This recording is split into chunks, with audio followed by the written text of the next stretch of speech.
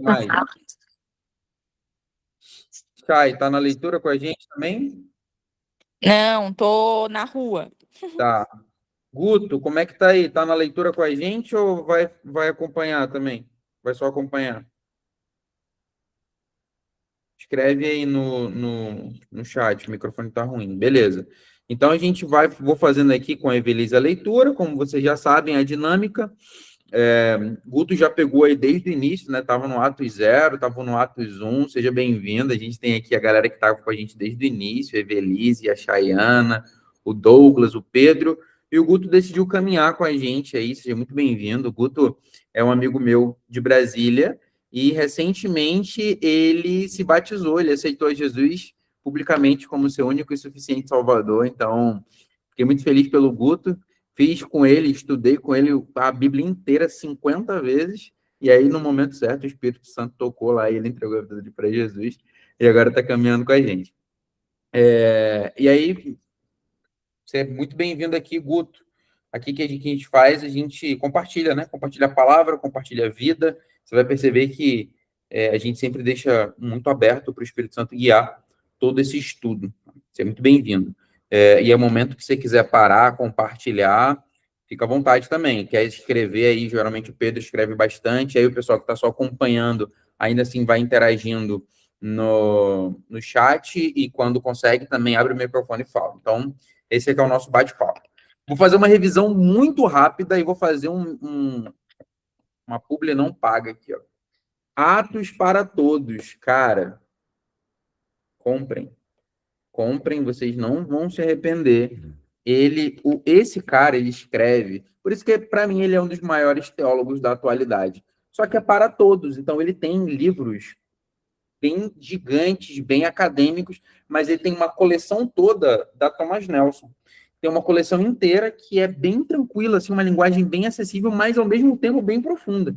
Então eu gosto muito da forma como ele escreve, que além de teólogo, ele é historiador, então ele leu, né? Então ele fez uma tradução no grego dos textos.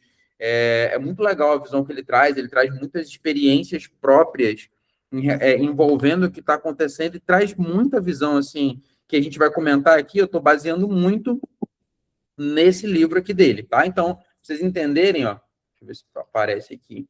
Tem aqui, ó, capítulo 5, versículo 1. E aí ele traduziu aqui direto do grego, e aí depois ele vai complementando. É tipo a nossa dinâmica aqui. Ele vai lendo o texto e vai explicando, né? Vai trazendo algumas coisas que ele acha interessante. Então, eu gostei muito. É o segundo, eu usei o de João também, e esse aqui eu sabia que não ia deixar a desejar. E aí, o que a gente viu no Atos 0? A gente viu tudo que o livro de Atos, ele ao que tudo indica, também foi escrito por Lucas, e é como se fosse uma continuação do Evangelho de Lucas. E outra coisa que a gente já quebrou aqui também, que muita gente fala, não que esteja errado, né? Que o livro de Atos é Atos dos Apóstolos, né? São as atitudes dos apóstolos, as ações dos apóstolos, mas que deveria ser chamado de as ações do Espírito Santo, né? As atitudes do Espírito Santo. E aí, o N.T. Wright traz uma parada que eu gostei bastante, que eu já pensava algo parecido, só que quem sou eu para querer dizer alguma coisa, né? Então, achei alguém que concordava com o que eu pensava, que continua sendo a história de Jesus. Então, vocês sabem que a gente se reúne aqui para conhecer mais a Jesus. E estudar o livro de Atos não vai perder esse foco. O Espírito Santo ele aparece também como uma peça fundamental, mas continua a história daqueles que haviam sido transformados por Jesus, daqueles que estavam levando a mensagem de Jesus, daqueles que tinham tido, e a gente viu no capítulo 1, como eles estavam até assim confusos do que estava acontecendo, porque ainda agora eles viram Jesus subir e ele voltou e ele ficou 40 dias com eles, depois eles viram Jesus subir. Então, tudo ali estava muito recente. Então, ele é um livro extremamente histórico e vai fundamentar depois como a gente decidiu, onde é que Paulo vai entrar nessa história, né? Então, o foco, ele deixa isso bem claro, o foco do livro de Atos continua sendo Jesus. O foco do livro de Atos continua sendo Jesus. E agora, como que os discípulos dele, aqueles que seguiram o ID, eles vão caminhar ainda com ele agora através do Espírito Santo. mas ele continua sendo o foco central. Isso é muito importante. Tá? Isso é muito importante. E aí, o que acontece no capítulo 2 aqui agora, a gente vai começar a ler, tem 2 episódios marcantes, e, de novo, ele vai trazer uma outra perspectiva ao redor do que está com desses dois movimentos, né? Então, o Espírito Santo vai descer no dia de Pentecostes, e depois Pedro, após isso, ele vai pregar para a multidão. Então, tem muita coisa interessante acontecendo aqui, tem muita confusão ao redor desse capítulo, e o N.T. Wright é bem lúcido. Quando ele traz um aspecto, às vezes, muitas vezes, vocês sabem disso, né? As pessoas se pegam na superficialidade do texto e perdem a essência, perdem aquilo porque muitas vezes o texto quer apontar. E é isso que a gente vai buscar hoje, olhando de uma forma um pouco mais ampla. Lembrando que ele é uma continuação do Evangelho de Lucas. Lembrando que tudo que tinha acontecido antes e que esse não é o episódio isolado. Lembrando o que talvez Jesus esteja querendo dizer aqui para a gente hoje. Beleza? Então, vamos lá. Estou contigo, né? Eu e você, Evelise.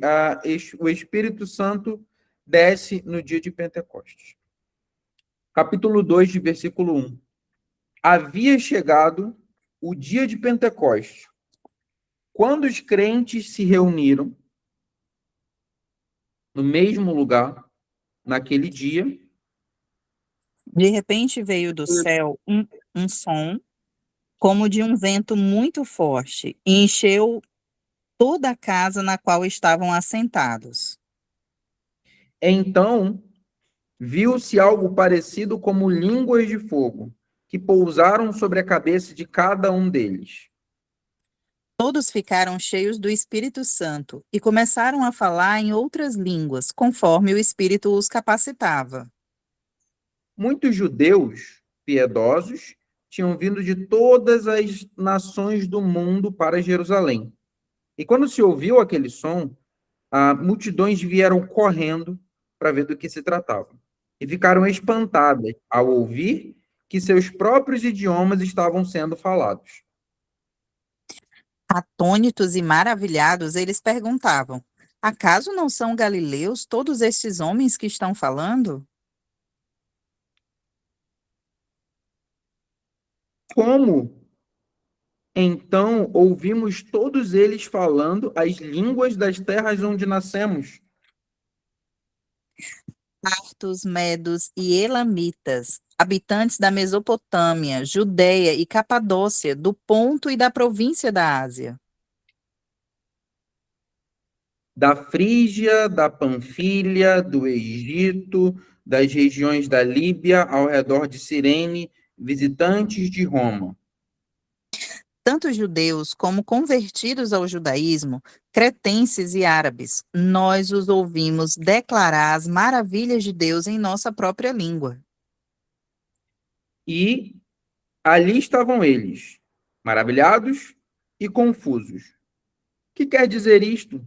Perguntavam uns aos outros. Alguns outros, todavia, zombavam e diziam: eles beberam vinho demais. Beleza. Corta a cena, que aí depois Pedro vai entrar e vai fazer um sermão aqui, que tem muitas referências interessantes e muita coisa legal acontecendo. Mas vamos entender aqui, lembra que a gente falou lá no capítulo 1, e eu queria dar ênfase nisso, eles estavam maravilhados e confusos. Primeiro porque foi uma manifestação sobrenatural, de fato. Isso está claro, né? Isso está claro. E aí o N.T. Wright, ele vai trazer aqui, eu fiz várias anotações, né? Várias anotações. Primeiro é que ele vai dizer que, falando sobre a referência da palavra Pentecostes, né? Então, hoje a gente rotulou, e esse é um grande problema, né? Um grande problema quando a gente tira palavras do texto bíblico e traz outras atribuições para elas, e elas se perdem dentro de tudo que elas de fato significam dentro do texto, né? E a palavra Pentecostes, que não nasceu nesse dia, então isso era algo que já acontecia antes, né? Então, você vê que está profundamente ligado ao judaísmo. Então, teve um novo significado. Lembra que o livro de João, a continuação, o livro de João, muita coisa ia acontecer ali próximo da Páscoa, a festa da Páscoa, e João cita a questão da fé e faltava tantos dias para a Páscoa. Então, orbita ali a história de Jesus e do sacrifício dele, porque isso vai vincular lá com o Antigo Testamento. E para os primeiros leitores, para quem foi escrito num primeiro momento todo esse texto, as referências elas eram muito claras. Elas eram muito claras. E aí ele vai trazer alguns pontos bem interessantes aqui, como, por exemplo, ele vai dizer, Lucas enfatiza que estavam todos juntos, num único lugar. O Espírito veio para unir e não para dividir. O corpo ressurreto de Jesus no céu é a presença na esfera de Deus da primeira parte da terra, sendo transformada em nova criação, onde céus e terras serão unidos. O derramar do Espírito na terra é a presença, em nossa esfera, da energia pura do próprio céu.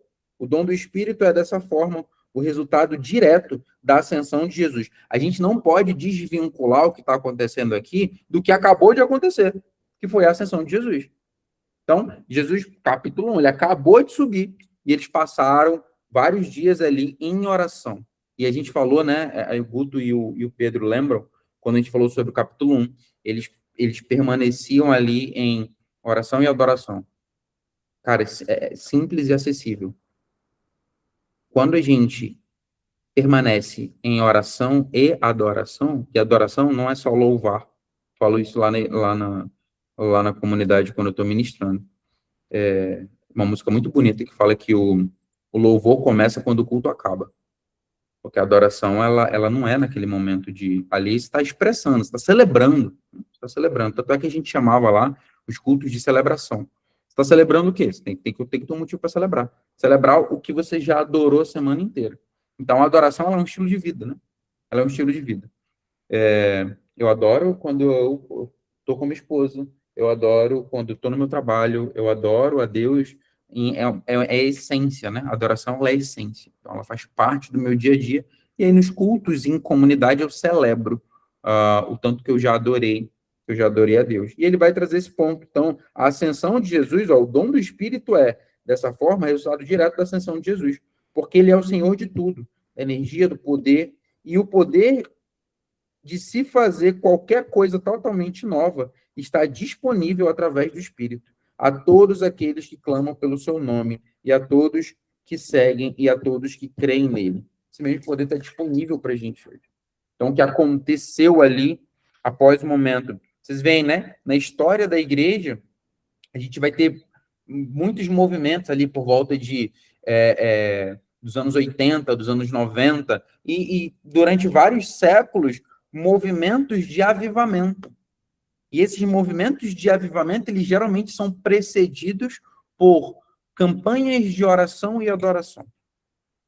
Existem dois extremos hoje, a gente tem que ter muito cuidado com os extremos, né?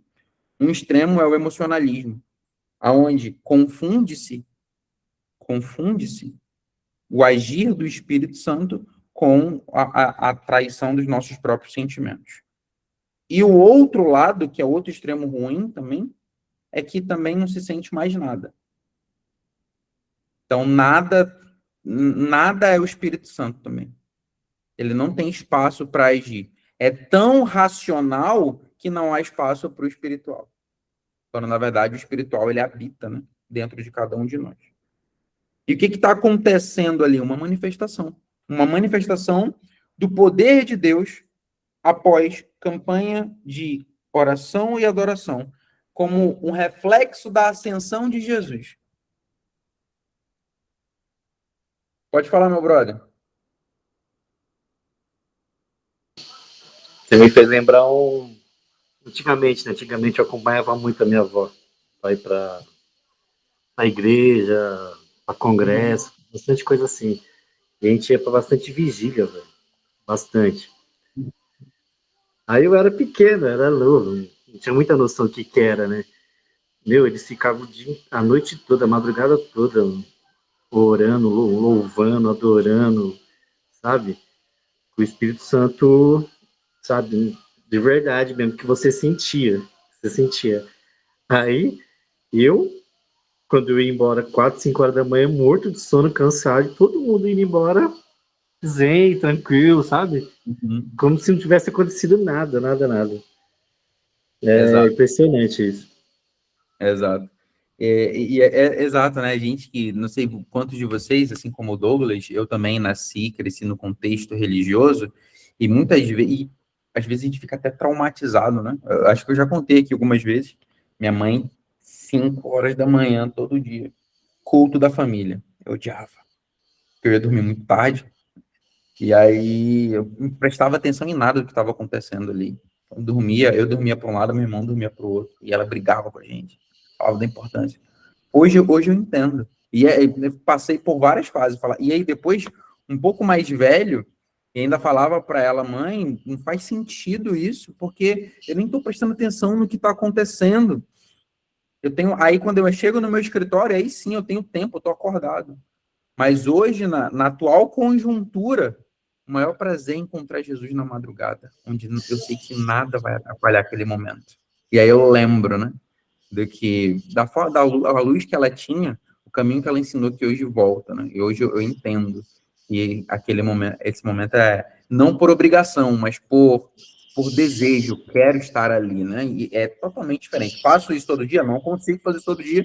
Não sei quem consegue. Você consegue, parabéns. Não consigo acordar cedo todos os dias. Mas nunca me arrependo quando faço. Então é bem isso que o Douglas E, trouxe. Thiago, outra coisa Fala. também, eu ficava perguntando, mas aí, me explica, o que vocês sentem, o que vocês sentem? Aí eles falavam só assim, sinto o meu corpo esquentar, o calor que eu não consigo descrever o que é. Aí hoje, como mais velho, eu entendo que era o Espírito Santo, entendeu? Que estava avivado neles. Olha um comentário que o Anti-Wright traz aqui, antes da gente seguir, que ele diz assim também, ainda citando essa parte, ele fala, somos chamados para ser o povo da palavra de Deus. E a palavra de Deus nunca poderá ser controlada por esquemas racionais ou refreada dentro de estruturas rígidas que inventamos para manter as coisas em ordem e sob controle. Uma vez eu estava lendo um outro livro que não tinha nada a ver com isso, que a gente está vendo aqui, e eu nunca mais. Sabe aquelas frases que você lê uma vez e você nunca mais esquece? Falou assim, falando sobre adoração, e falou: você quer dominar a palavra ou ser dominado pela palavra? Nossa, aquilo me pegou de um jeito, porque eu sempre gostei de forma meio autodidata, estudar teologia e buscar conhecer, e aí aquilo me pegou. O que eu estava querendo? Dominar a palavra? É totalmente diferente de ser dominado por ela, porque ela vai me confrontar. Eu posso dominar a letra fria? Posso decorar ela inteira, como tinha vários, né, ali que sabiam decor todo o Antigo Testamento, a Torá, mas isso não quer dizer que eles estavam sendo dominados por ela. Não quer dizer que estavam sendo dominados por ela. Então, não tem como Deus caber dentro da caixinha que a gente cria, o poder dele caber dentro da caixinha que a gente cria. E aí, o que a gente busca? Então, beleza, Thiago, então o que eu faço diante de todo esse poder, diante de tudo isso? Cara, eu reconheço a minha pequenez. Eu peço para que ele atue em mim, peço para que ele derrame esse mesmo Espírito Santo sobre mim, porque ele está disponível hoje para cada um de nós. Como ele vai agir na vida de cada um, cara, isso não diz respeito nem à nossa vida, diz respeito ao plano dele de salvação e a oportunidade que ele dá para a gente de participar disso. E aí, como ele vai usar cada um dentro desse plano, mas um privilégio é nosso de participar do plano dele. E não o contrário. E aí, isso é outra parada, né? Que a gente poderia ficar aqui falando a noite inteira sobre isso. Aí volto, cito o Bibo aqui agora, né? A gente quer um Deus à nossa imagem, à nossa semelhança. Ele vai falar isso no Deus que destrói sonhos. Um Deus que faz o que eu quero que ele faça, um patrocinador dos meus sonhos e dos meus desejos. E aí, ele mesmo vai falar que é muito libertador a gente se desprender do que a gente acha que é bom, do que a gente acha que são nossos sonhos, para fazer parte dos sonhos de Deus. Talvez esteja aí o segredo da felicidade, né? Mas vamos seguir. Então, beleza, está acontecendo todo esse contexto aqui, E aí Pedro, né? Poderia ser outro, mas foi Pedro. Vai pregar para a multidão. Versículo 14. Nisso, e aqui tem muita coisa legal, tá? Também que a gente está com tempo maneiro aqui. Deixa eu só pegar de referência para não esquecer nada de importante que eu queria trazer para vocês. Beleza. Nisso, Pedro deu um passo à frente com os 11 apóstolos e dirigiu-se à multidão em alta... Ah, a gente falou de Matias. Nossa, vocês perderam. Eu tô falando isso não é para... É porque foi legal a gente falar de Matias também, né? Guto e Pedro, como que aconteceu esse lance. Mas depois vocês veem lá na gravação. Então, Pedro lá com os 11, inclusive Matias, e dirigiu-se à multidão em alta voz. Ouçam todos vocês, Pedro, tá? O que tinha negado Jesus 3 vezes, e aquele último capítulo do livro de João, Jesus pergunta se ele o ama 3 vezes, isso ecoando, né, uma nova criação ali para Pedro, a restauração de Pedro para a missão. Então aqui a gente já não vai, cara, esquece aquele Pedro amargurado, esquece aquele Pedro com remorso, esquece. Ele, aqui é um sinal claro de que ele aceitou o perdão que Jesus concedeu para ele e a chancela de Jesus de que ele ia voltar e ia ser restaurado agora para a missão. Isso aqui é lindo, porque ele levanta. O mesmo que traiu, o mesmo que no último capítulo no último capítulo... Último capítulo? 21. No último capítulo, uma página para trás. O mesmo que uma página para trás foi restaurado por Jesus. Cara, não importa o que você fez para Jesus. Não importa. Você não existe mérito. Não existe mérito nem para o que você faz e nem demérito. Saca? Então, tipo assim, para Jesus, não, eu sou muito bom. Jesus vai falar, show, amo você, não porque você é bom, amo você porque eu sou amor. Mas eu sou muito ruim. Aí Jesus vai falar assim, maneiro, não tem problema. Eu vou te transformar. Eu não te amo porque você é bom ou ruim. Eu te amo porque eu escolhi te amar. Eu te amo porque eu sou o amor, eu sou a essência do amor. Não é que eu tenho, o amor está em mim, eu sou o amor. E é por isso eu amo cada um. Então, nada do que a gente faz nos qualifica ou nos desqualifica para sermos filhos de Deus. Nosso passado. Esquece. Aqui tá Pedro, deixa isso muito claro, né? E Pedro que Jesus vai usar. Talvez de forma intencional. Você precisa desbloquear seu iPhone antes. Calma aí. Várias pessoas querendo participar. E aí ele vai falar aqui. Ouçam todos vocês, homens da Judéia, todos os visitantes e moradores de Jerusalém, prestem muita atenção. Estes homens não estão bêbados, como vocês supõem. Ainda são 9 horas da manhã. Pelo contrário, o que vocês estão vendo foi profetizado há séculos pelo profeta Joel. Nos últimos dias, diz Deus, derramarei do meu espírito sobre todos os povos. Os seus filhos e as suas filhas profetizarão. Os jovens terão visões, os velhos terão sonhos. Naqueles dias derramarei o meu espírito até sobre os meus servos e minhas servas, e eles profetizarão. Mostrarei maravilhas em cima no céu e sinais embaixo na terra, sangue, fogo e nuvens de fumaça. Todo aquele que invocar o nome do Senhor será salvo. Isso aqui é bem bonito. Tiago, eu acho que tu pulou só um. Ou 20. Acho que tu foi pro 21. O sol vai se tornar em trevas e a lua em sangue, antes de chegar o grande e terrível dia do Senhor. Aí repetindo, né? E todo aquele que invocar o nome do Senhor será salvo. Beleza, vamos dar uma segurada aqui, e aí esses são alguns pontos que eu queria trazer para vocês, mais essenciais, tá? Porque, cara, e não tem problema, não tem problema. E aí tem gente que vai, cara, vai desmembrar e vai tentar buscar por A mais B, o que é essa lua, o sol se tornar em trevas e a lua em sangue, e o grande terrível dia do Senhor, E aí vai ficar aqui, vai criar várias... Ah, show de bola. Só que você percebe que tem algo mais profundo e talvez a parte mais preciosa do texto, ela acaba sendo ofuscada, que é todo aquele que invocar o nome do Senhor será salvo. Por quê? Porque isso aqui está acontecendo à luz da ascensão de Jesus. Então, cara, hoje eu estava voltando do treino e eu vim ouvindo uma pregação do Bibo sobre intimidade com a Bíblia. E aí apanhei igual cachorro. Aí teve uma hora que ele falou assim, às vezes a gente quer procurar cada vez mais sinais da segunda vinda de Jesus, e não que isso seja um problema, tá? Mas a gente se esquece de ser prova viva da primeira vinda dele. Você entende o peso disso? Porque, cara, ficar divagando sobre várias coisas que ainda vão acontecer, que podem acontecer, não há problema nisso. Estudar a palavra sempre é válido. Mas se isso está ofuscando o fato de nós sermos prova viva, como ele diz que nós devemos ser testemunhas dele,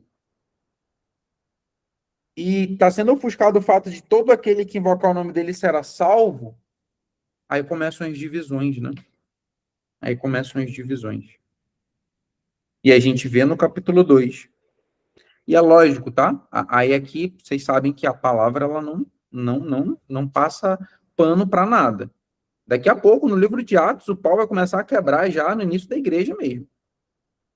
A gente sabe porque são feitos por pessoas imperfeitas que vão entrar em atrito, em confusão. Isso acontece. Mas a gente vê aqui elementos que às vezes passam despercebidos. Então eu queria ressaltar, tudo isso aqui está acontecendo pelo poder do Espírito Santo que foi derramado à luz da ascensão de Jesus, que é o mais importante de tudo isso. Lembra do nosso combinado, né? No nosso estudo, a gente nunca perder Jesus de perspectiva.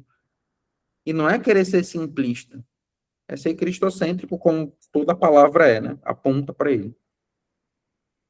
E aí ele continua aqui, homens de Israel. Aí ele vai fazer várias alusões ao Antigo Testamento, ao livro de Salmos, que é um livro extremamente profético, né? Não sei se vocês sabiam, mas quando Jesus está lá na cruz, ele fala assim, Deus meu, por que me abandonaste? Ele está ecoando um salmo. Você sabia disso? Quando eu descobri isso, eu fiquei perplexo. Descobri isso já bem depois de adultão, já. E ele está citando literalmente, né? E está fazendo uma citação direta, não está nem parafraseando. Fazendo uma citação de todo mundo que ouviu ali linkou Jesus ao filho de Davi.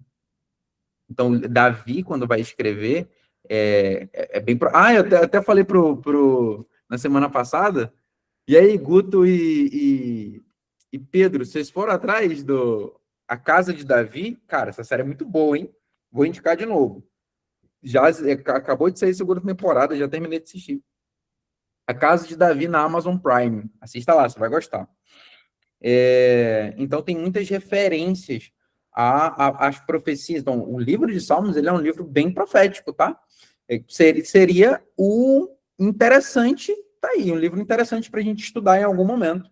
O livro de Salmos, para entender as profecias que estão ali por trás e como Jesus cumpre todas elas. Bem legal. Vamos guardar isso aí. Eu já li, né, o 22? Homem de Israel, ouça essas palavras. Eu já li o 22? Já, né? Pode ler de novo, aí eu continuo contigo. Homens de Israel, ouçam essas palavras. Deus apoiou publicamente Jesus de Nazaré diante de vocês ao fazer milagres, maravilhas e sinais por meio dele, como vocês bem sabem. Este homem foi entregue por propósito determinado e pré-conhecimento de Deus. E vocês, com a ajuda de homens perversos, o mataram, pregaram-o na cruz. Ele vai arrebentar aqui, vai lá. Então Deus ressuscitou o seu filho, livrando-o do poder da morte, sendo impossível a morte dominá-lo. A respeito dele, disse Davi: Eu sempre via o Senhor diante de mim, porque ele está à minha direita, não serei abalado. Por isso a minha alma se alegra e a minha língua exulta, e o meu corpo repousará tranquilo.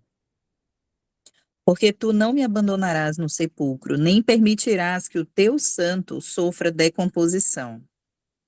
O Senhor restituirá a minha vida e me dará maravilhosa alegria na sua presença.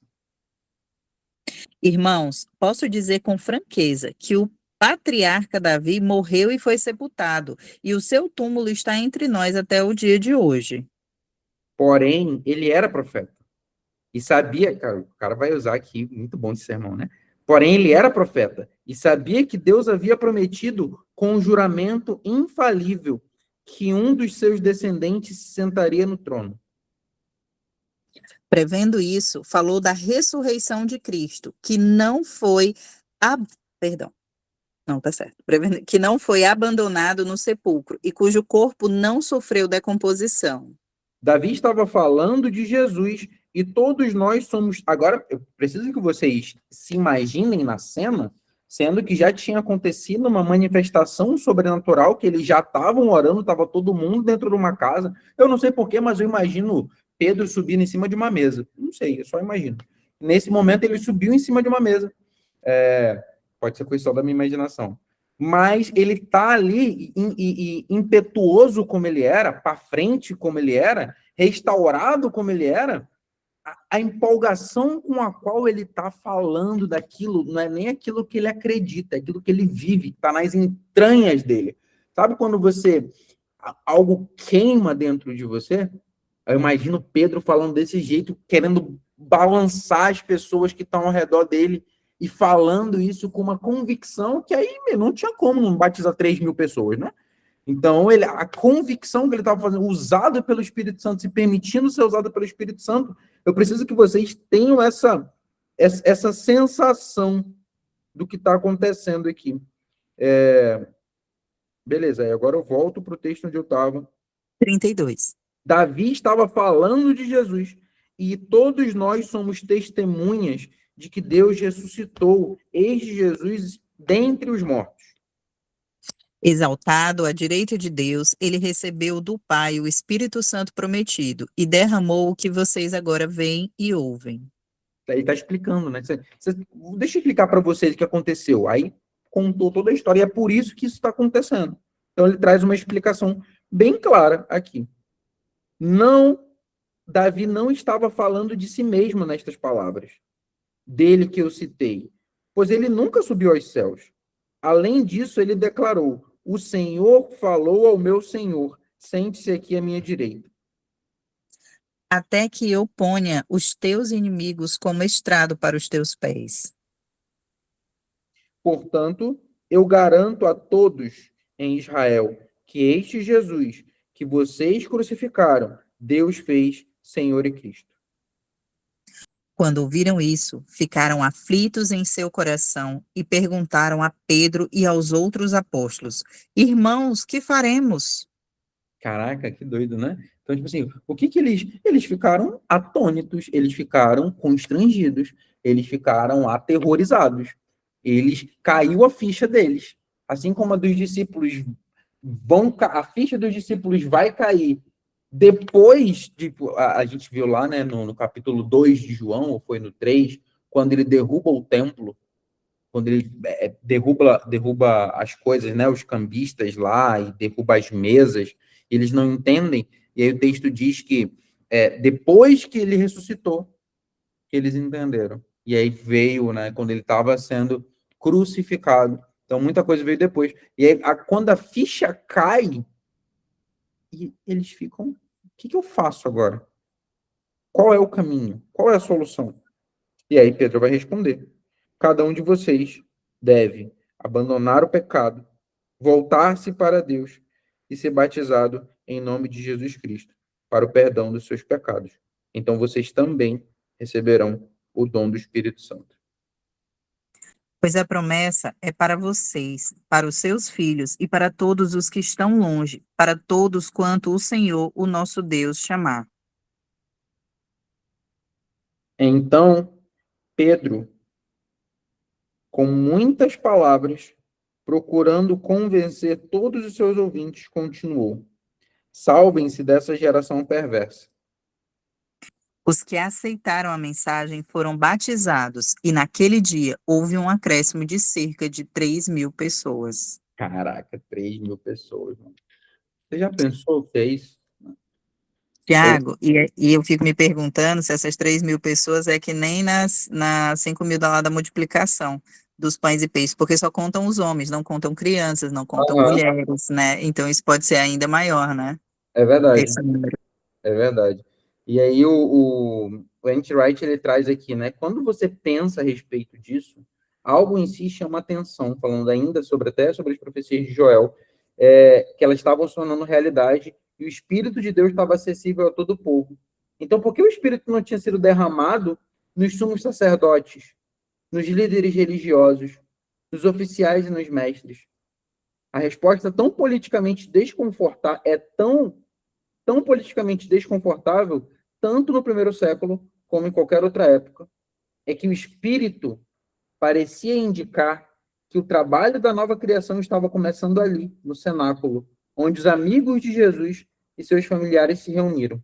Não no templo, nem nas escolas rabínicas ou nos bastidores onde os revolucionários planejavam atos violentos, mas bem ali, onde aqueles que haviam andado com Jesus, aqueles que tinham visto vivo após a sua ressurreição, encontravam-se arrebatados pelo sopro renovado do Espírito, mostrando-se incapazes de parar de falar do que haviam visto e ouvido. Eles não conseguiam se conter. É isso. Depois que Jesus ascendeu ao céu, e mantenha Jesus em perspectiva, o motor, o personagem principal não é o Espírito Santo. Continua sendo Jesus. O Espírito Santo é aquele que Jesus vai usar para dar o poder, para dar a força que eles precisam para continuar. Pedro claramente foi usado pelo Espírito Santo aqui para falar, não, você vê que Pedro não fala do Espírito Santo em nenhum momento aqui. Ele é usado pelo Espírito Santo, mas ele fala de Jesus. E o que eu achei muito interessante é isso. Essa manifestação aqui aconteceu no meio de pessoas simples. Não foi no meio dos pastores, não foi no meio dos sacerdotes, não foi no meio daqueles extremamente letrados e versados na palavra. Deus não usa essas pessoas, ele usa. Mas é que às vezes, e isso eu sempre olho para isso com temor e tremor. Porque o conhecimento, às vezes, ele faz a gente se tornar soberbo. Faz a gente achar que sabe o suficiente. E não dá espaço para aprender com o Espírito. E aí ele vai trabalhar com quem dá espaço para ele trabalhar. São as pessoas simples. Não é uma regra, né? Mas parece como ele trouxe aqui, que a gente precisa ter muito cuidado. Exatamente. Às vezes, quando eu quero dominar a palavra como uma outra disciplina, para que eu seja versado naquela disciplina, outra coisa que eu ouvi, né? Eu ouço muito audiobook, eu aprendo muito ouvindo. Não sei vocês. Eu esqueci aqui. Era tão bom que eu esqueci. Mas era algo sobre essa questão de dominar e ser dominado. Enfim, quando eu lembrar, eu falo de novo. Então, aqui, o que está acontecendo? Né? O que está acontecendo? O Espírito Santo ele está trabalhando, mas ele continua apontando para Jesus. Ele continua apontando para Jesus. A gente não pode, galera, perder Jesus de perspectiva. Eu sei que é difícil. Eu sei. Eu sei que às vezes a gente não sente a presença dele. E talvez não seja sobre sentir. Porque a fé, ela vem pelo ouvir, né? Ouvir a palavra de Deus. E isso me trouxe de volta. A gente não pode, turma. O seu contato com a palavra não pode ser só numa quarta-feira, em 1 hora. Não pode. Não pode. Isso aqui, lembra, né, o que a gente sempre fala? É uma fagulha, já vai acabar. Cara. Voou o tempo aqui. A gente mal consegue terminar um capítulo, às vezes nem isso a gente consegue. E a gente foi extremamente superficial ainda. Tem muito mais coisas que a gente poderia ver dentro disso aqui, muito mais nuances. Mas o que importa isso tudo? E é por isso que eu sempre puxo para a pessoa dizer que se você vai levar alguma coisa, se esse é o seu único contato com a palavra na semana, eu te convido a tentar um pouco mais. Não pela obrigação, mas pelo desejo de conhecer a pessoa de Jesus. Ah, lembrei o que eu ia falar. Que eu ouvi que aqui, ó, aqui tem informação. Mas informação não transforma. Jesus não passava informação para as pessoas. Jesus transformava as pessoas.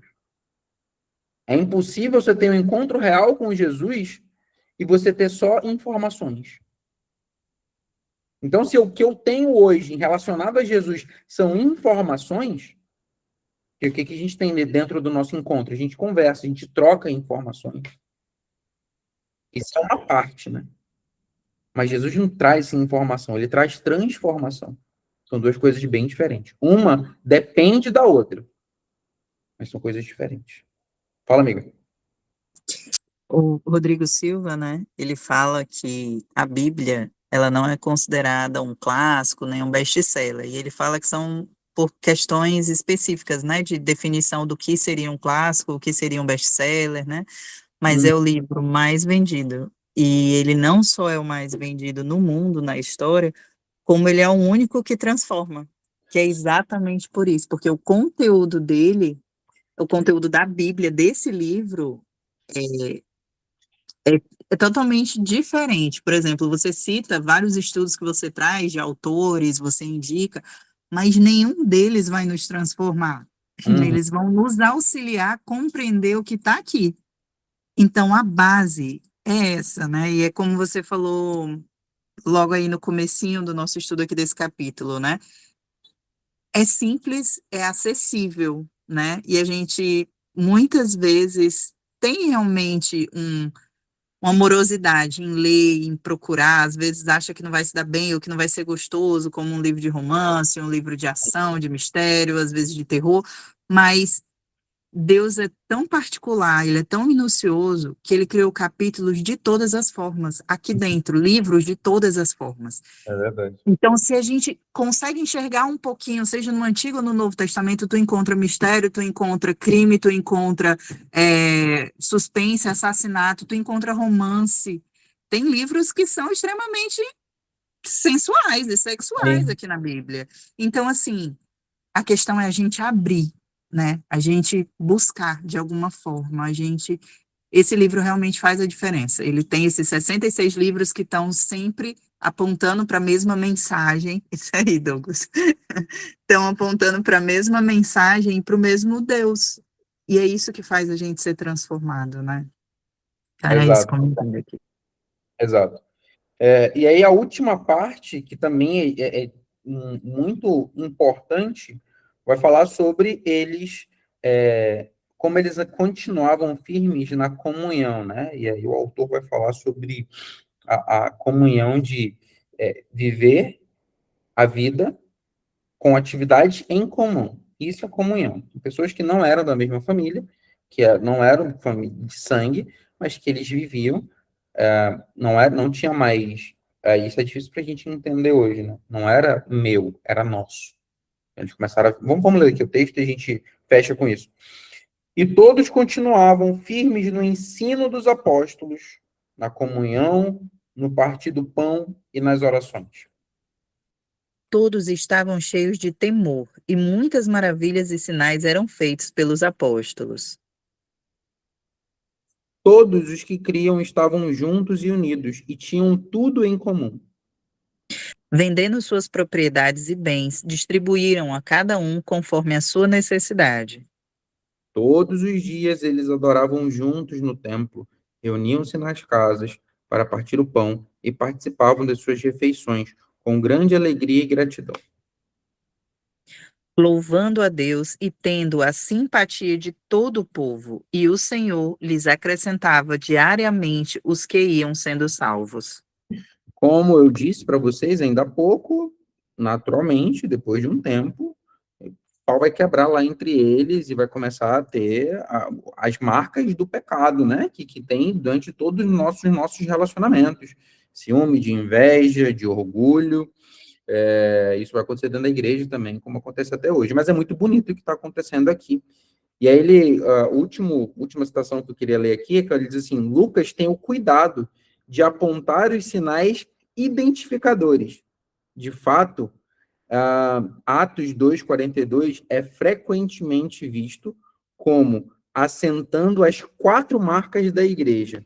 Os apóstolos ensinando, a vida em comum dos crentes, o partir do pão e as orações. Essas 4 marcas distintivas caminham juntas. Você não pode separá-las ou deixar uma de fora sem causar dano a todas as outras. Aí ele vai discorrer sobre cada uma delas, né? Exatamente, é a base. A base. Então, essa base, as 4 marcas, né? Pensa numa mesa aí, as 4 pernas que sustentam essa mesa, elas vão ficar muito claras aqui. E o que a gente tenta fazer aqui minimamente, ele vai até falar sobre isso, cara, sirva numa igreja local, sirva na sua igreja local. Isso aqui, galera, o que a gente tem aqui nunca vai substituir você servir na sua igreja. A gente, infelizmente, a gente mora bem longe um dos outros, né? Mas, Thiago, a minha igreja é muito difícil, as pessoas, eu sei, a minha também é bem difícil. E talvez ela é difícil porque eu tô lá, eu sou difícil. E isso nada, o partir do pão e a comunhão, tudo isso, aqui a gente se fortalece, aqui é uma fagulha. Eu vejo isso aqui como uma ferramenta. Esse movimento que a gente está criando, esse movimento bíblico, é uma ferramenta para servir, para a gente servir onde a gente estiver. Então, procura, se eu não sei, a gente nunca chegou a conversar sobre isso, talvez a gente pode até conversar, talvez alguém já tenha sido ferido pela igreja, né? Se você está longe, cara, volta, vai servir numa igreja. Tiago, mas X, procura uma igreja saudável, uma igreja que tem a palavra como fonte de ensino principal. Existem muitas igrejas saudáveis. Procura uma perto de você que seja saudável. E viva isso aqui ali dentro. Fácil. Ele, em nenhum momento ele disse aqui, é porque era muito fácil o que eles estavam vivendo. Não tem isso no texto. Mas tem que acontecer. Tem que acontecer. Ensino, comunhão, partir do pão e oração. Ensino, comunhão, partir do pão e oração. A gente consegue simular um pouco disso aqui nos nossos encontros. Mas isso só acontece na nossa vida real. E assim a gente fecha. Capítulo 2. Bonzão. É isso mesmo. O Douglas colocou a base da Torá. A Evelise terminou falando se houveram esses mesmos problemas entre os... que a gente está falando dos problemas, né? Mas como não... Exatamente. Vai ocorrer sempre. E a gente tem que aprender a lidar com isso. E oportunidade para exercer os frutos do Espírito. É fácil? Não é fácil. Isso aqui é só o início do livro, tá? Então, depois, mais para frente, a gente vai ver que vai dar ruim lá de novo. E tá tudo certo, porque isso aqui é para a gente refletir. Tenha pensamento crítico sobre o que você lê, sobre o que você estuda, mas que, principalmente, isso aqui não só confirme o que você acha, mas que te confronte também. Principalmente. Quando ela está só confirmando o que eu acho, eu começo a duvidar de mim mesmo. Antes eu ficava desconfortável quando eu era confrontado pela palavra. Hoje eu sinto falta. Quando eu não sou confrontado, eu acho que eu estou lendo errado. Ela está aqui para confrontar mesmo. Tá aqui para confrontar a gente. Fechou, turma? É isso. Atos capítulo 2. Semana que vem a gente vai para o capítulo 3. Vamos fazer uma oração e a gente encerra. Obrigado, Jesus, por esse encontro. É sempre muito bom estar aqui com os meus amigos. Você sabe que o que a gente busca aqui é uma fagulha para nos trazer de volta para a nossa necessidade, para a nossa dependência de ti, da tua presença, do teu Espírito Santo, Deus. O que aconteceu ali em Atos capítulo 2 foi maravilhosamente sobrenatural, mas com um objetivo muito claro, a salvação das pessoas que estavam envolvidas ali. Como o texto deixou claro. E isso aconteceu à luz da tua ascensão. E a gente entende que o Espírito Santo é uma pessoa extremamente importante, mas que aponta para você. Você continua sendo o personagem principal da Bíblia, o personagem principal das nossas conversas aqui, o personagem principal da nossa história. Não deixe a gente divanear a ponto de perder de perspectiva a tua presença.